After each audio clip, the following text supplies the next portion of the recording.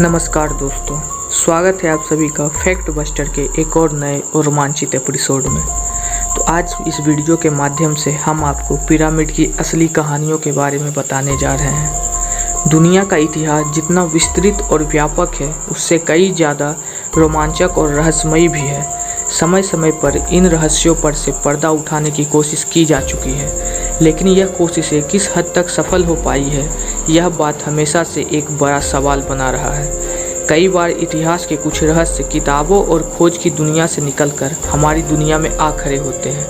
एक ऐसा ही अनसुलझा रहस्य है मिस्र के पिरामिड का। तो चलिए इस वीडियो के माध्यम से हम मिस्र के पिरामिड के बारे में जानकारियाँ प्राप्त करते हैं। आधुनिक जगत को अपनी टेक्नोलॉजी, नई खोज और आसमान को चूमती इमारतों पर नाज है और होना भी चाहिए, पर इसका यह मतलब नहीं निकाला जाना चाहिए कि पुराने समय में किसी को भी विद्या की जानकारी नहीं थी। बल्कि सच तो यह है कि पुरातन काल में विज्ञान और तकनीक का एक विशिष्ट धारा था, जिसमें न केवल वस्तुओं का आश्चर्यजनक ढंग से बदलाव होता था, बल्कि उसके साथ मानव शरीर और प्रेवन जैसी कई क्रियाएं जुड़ी होती थी।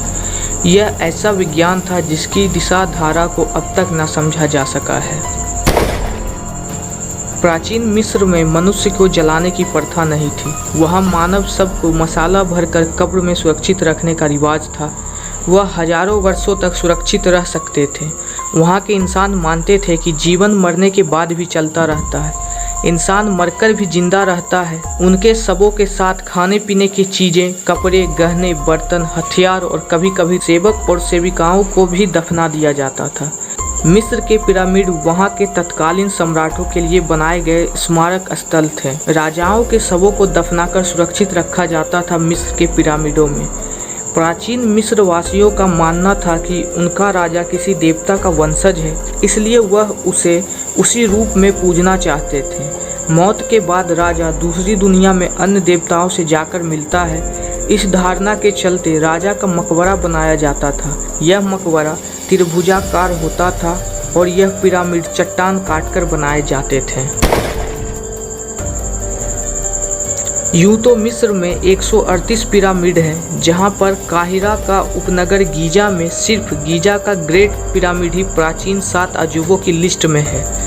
मिस्र की अधिकतर पिरामिड एक ही तरीके से बनाए गए, लेकिन इन सब के बीच गीजा की पिरामिड की रचना थोड़ी अलग है और अपने अंदर कई रहस्य भी समेटे हुए हैं।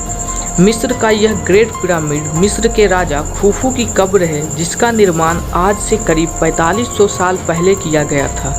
यह पिरामिड 450 फीट ऊंचा है और इसका आधार 13 एकड़ में फैला है।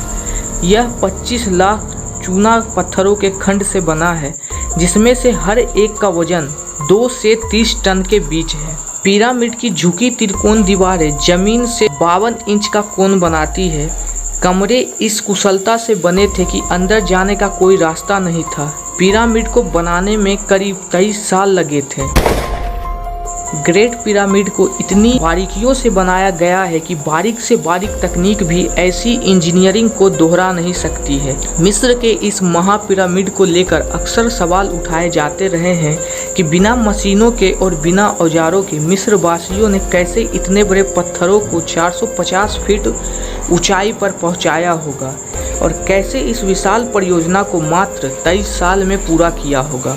त्रिकोण आकार में बनाए गए पिरामिड के संरचना का सबसे मुख्य हिस्सा उसका ऊपरी भाग होता है, जिसे सबसे बाद में बनाया जाता है। यह ऊपरी भाग, जिसे केपी स्टोन कहा जाता है, इतना खास होता है जिसे सोने और बेशकीमती पत्थरों से बनाया जाता है। लेकिन ऐसा क्या हुआ जो मिस्र के ग्रेट पिरामिड के ऊपर केपी स्टोन है ही नहीं?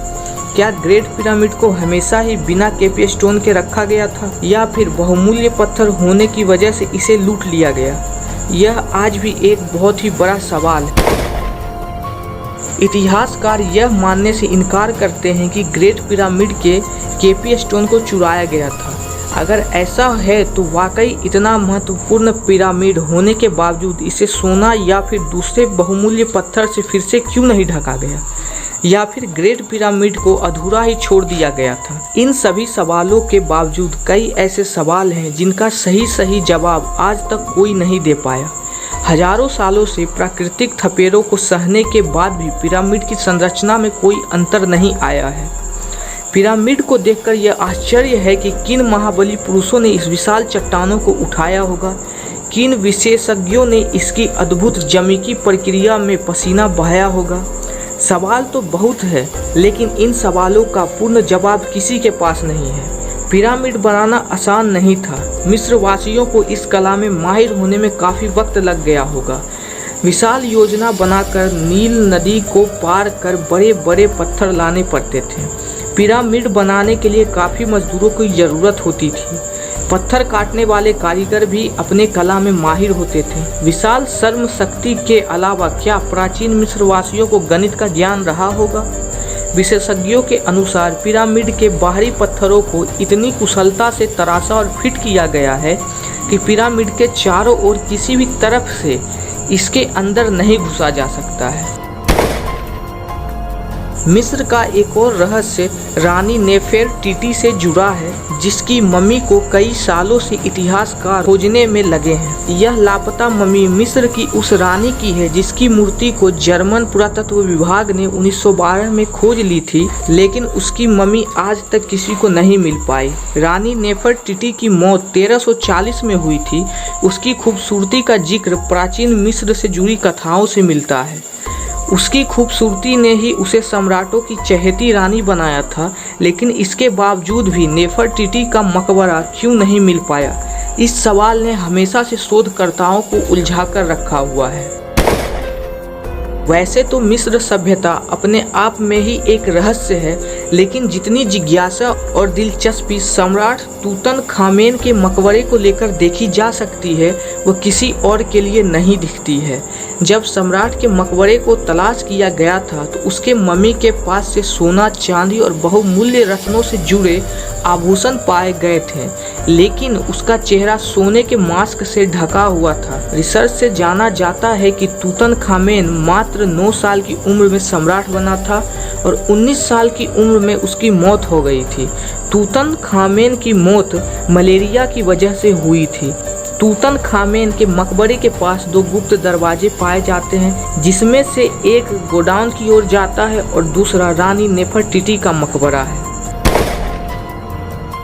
कहा जाता है कि तूतनखामेन के मकबरे की खुदाई करने वाली इतिहासकारों की टीम तूतनखामेन के शराब का शिकार हो गई। 1922 में तूतनखामेन की मकबरे में जाने वाले सबसे पहले खोजकर्ता हावर्ड कार्टर और लॉर्ड कर्नेवार थे। दुनिया भर के मीडिया में उस वक्त से तूतनखामेन के शराब की चर्चा होने लगी और इसे मजबूती तब मिल गई जब 5 अप्रैल 1923 को कायरो में लॉर्ड कर्नेवार की मौत हो गई। 1923 को ही लॉर्ड कार्नेवार की सौतेले भाई की भी मौत हो गई।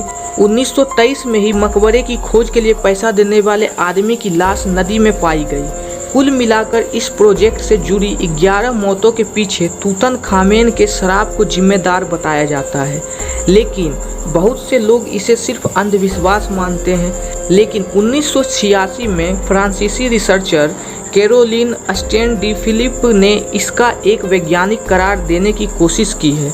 कैरोलिन ने अपनी खोज में पाया कि प्राचीन काल में जिस लेप से तूतनखामेन की कब्र को सील करने के लिए जिन चीज़ों का इस्तेमाल किया गया था, वह वक्त के साथ सड़ चुके थे। उसमें बीमारी फैलाने वाले फंगस पैदा हो गए थे और शायद यही कारण है कि तूतनखामेन की मकबरे में प्रवेश करने वाले बहुत से लोगों की मौत जानलेवा बीमारी से हुई थी। लेकिन खुद हावर्ड कार्टर 60 साल से भी ज़्यादा उम्र तक जीते रहे। जो भी हो, पिरामिड का रहस्य शायद हमारे बीच एक रहस्य ही रहेगा। सालों से वैज्ञानिक इन पिरामिडों का रहस्य जानने की कोशिश में लगे हुए हैं, लेकिन अभी तक कोई सफलता नहीं मिली है। मिस्र का पिरामिड अपने आप में ही एक ऐसी पहेली है जिसकी हर परख को खोल पाना किसी के लिए संभव नहीं है। तो दोस्तों, आपको पिरामिड की ये रहस्यमयी कहानी अच्छी लगी हो, अगर आपको हमारी मेहनत पसंद आई हो तो इस वीडियो को एक लाइक ज़रूर करें और अपने किसी एक दोस्त के साथ इस वीडियो को शेयर करना ना भूलें। और हमारे चैनल फैक्ट बस्टर पे प्रतिदिन आप सभी लोगों के लिए ऐसी ही फैक्ट से जुड़ी हुई वीडियोस आती रहती हैं। अगर आपको यह वीडियोस पसंद आए तभी हमारे चैनल को सब्सक्राइब करें। तब तक के लिए मैं आपका होस्ट और दोस्त फैक्ट बस्टर इजाज़त लेता हूँ।